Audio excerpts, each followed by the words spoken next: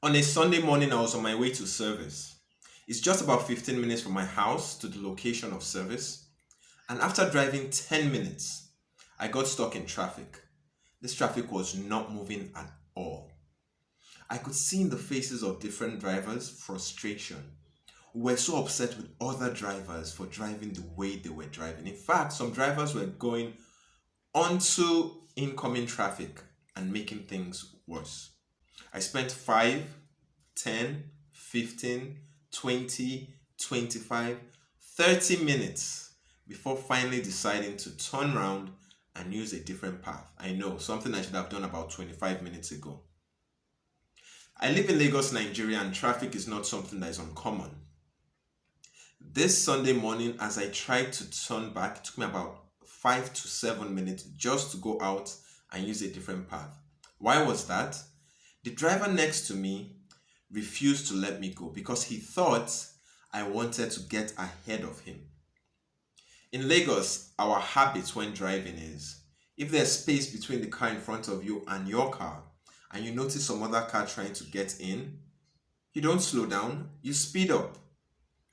Sometimes I try to be civil and let cars go in, but when you try that, the cars behind you, they can get so upset and they start honking their horn. But this is something we are quite used to in Lagos. Now, why am I sharing this story with you? The traffic I faced at that spot was not uncommon. You can say it's a fairly common hardship. Similarly, we all face fairly common hardships. Car breaking down, the freezer breaking down, something else breaking down, getting stuck in traffic. But why do we get so frustrated when we face this fairly common hardship?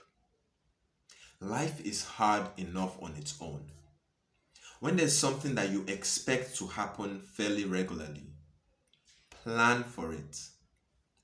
It may mean setting aside more money at the end of the month, creating more time for the journey like that Sunday morning for myself, or any other way to plan so that you properly handle this fairly common hardship.